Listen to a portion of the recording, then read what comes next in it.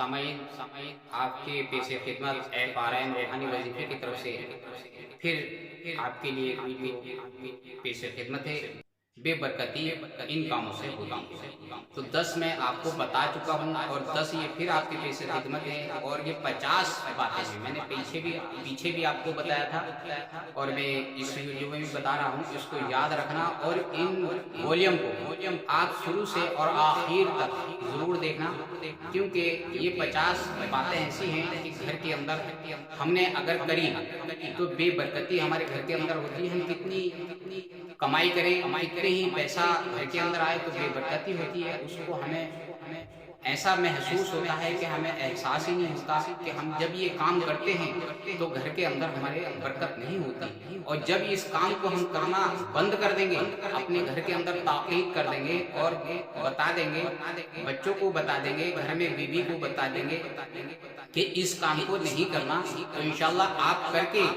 ایک ہفتہ کر کے دیکھیے، اس کام کو بند کر کے دیکھیے، پھر اس کی برکت دیکھیے، انشاءاللہ آپ خود کہیں گے کہ ماشاءاللہ آپ نے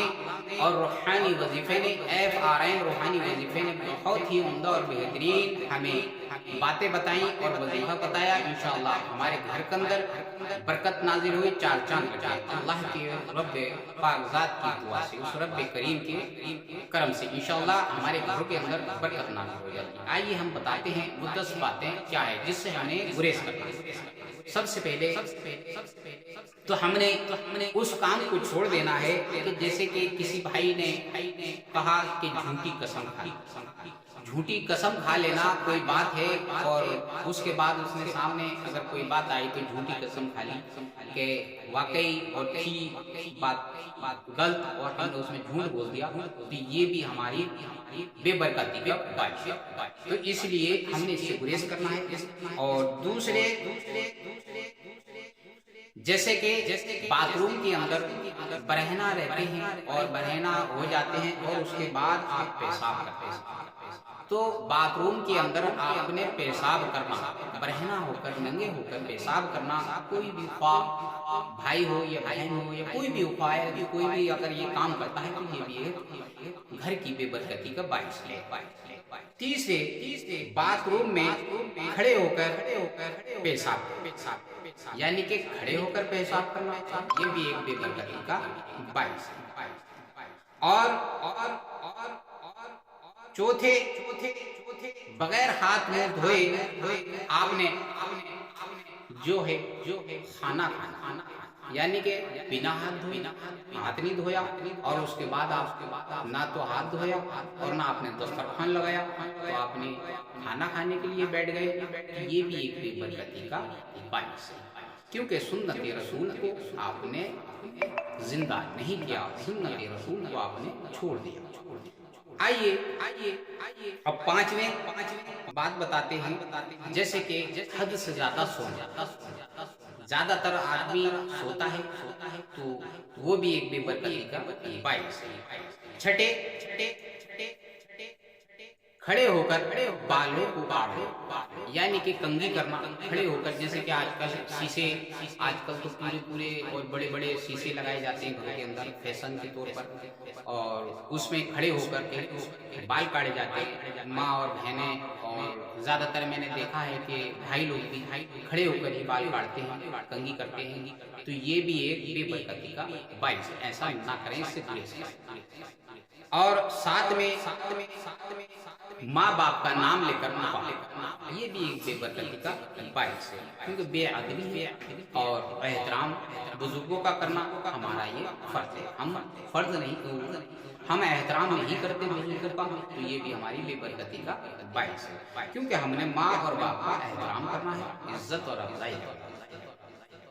آٹھویں بزرگوں کی باتوں کو نہ ماننا یا ان کے آگے چلنا، یہ بھی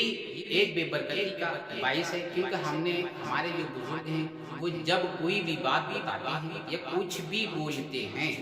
تو وہ ان کے تجربے کی بات ہوتی ہے اور آپ کے لیے ہمیشہ فائدے مند ہوتی ہے۔ کبھی بھی اپنے بزرگ اپنے بچوں کو غلط نہ تو مشورہ دیں گے اور نہ کوئی غلط بات بتائیں گے، نہ غلط راستے پر ان کو چلنے کی راستہ بتائیں، راہ دکھائیں گے، کیونکہ وہ جب کبھی بھی سوچتے ہیں تو آپ کے حق میں اچھا سوچتے ہیں، بہتر سوچتے ہیں اور افضل و اعلیٰ آپ کو بنانے کے دروازے پر بیٹھے رہے۔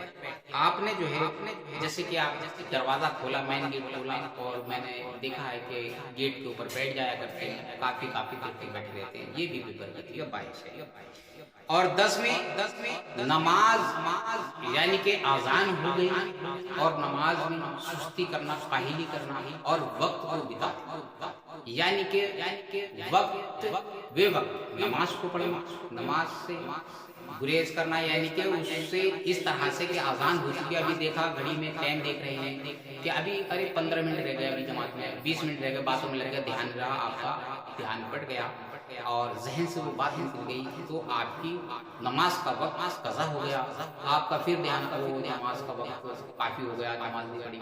تو یہ سستی کرنا یہ بھی ایک بے برکتی کا باعث ہے۔ ہم نے ان باتوں سے گریز کرنا ہے اور یہ 10 باتیں میں نے آپ کے سامنے رکھی ہیں، ان 10 باتوں کو آپ ہمیشہ اپنے ذہن میں رکھیں، اپنے بچوں کو بتائیں، اپنے پریوار میں بتائیں، انشاءاللہ ان سے آپ گریز کریں گے تو ہمارے گھر کے اندر رحمت آئے گی، برکت آئے گی اور ہمارے مال میں برکت ہو جائے گی، ہمارے سامان میں برکت ہو جائے گی، ہمارے گھروں کے اندر برکت ہو جائے گی، انشاءاللہ ہمیں اس سے بہت فائدہ حاصل ہوگا اور اللہ تبارک و تعالیٰ کے حکم سے انشاءاللہ اللہ اور اللہ کے رسول سے بھی ہمیں محبت ہو جائے گی، انشاءاللہ آپ کو بھی عمل کرنے کی توفیق عطا فرمائے، مجھے بھی عمل کی توفیق عطا فرمائے، آمین ثم آمین۔ السلام علیکم ورحمۃ اللہ وبرکاتہ۔ اچھا پھر ملتے ہیں اگلی ویڈیو کے ساتھ۔ یہ آپ کے سامنے میں نے والیوم 2 پیش کیا ہے، اس سے پہلے میں نے والیوم 1 دیا تھا، اب اس کے بعد جو ہے آپ کو والیوم 3 دوں گا، پھر اس کے بعد 4 دوں گا، ان 4 چاروں میں آپ کو 50 چیزیں آپ کے سامنے پیش کر دوں گا، جو 50 ایسی چیزیں ہیں جن سے ہم گریز کرنا چاہیں اور ان سے گریز ہمیشہ کرتے رہیں اور ہمارے گھر کے اندر برکت رہے۔ دوستو اگر آپ کو ہماری ویڈیو اچھی لگی ہو تو ویڈیو کو لائک کریں، شیئر کریں اور ہاں اگر آپ ہمارے چینل پر نئے ہیں تو ہمارے چینل کو سبسکرائب کرنا نہ بھولیں۔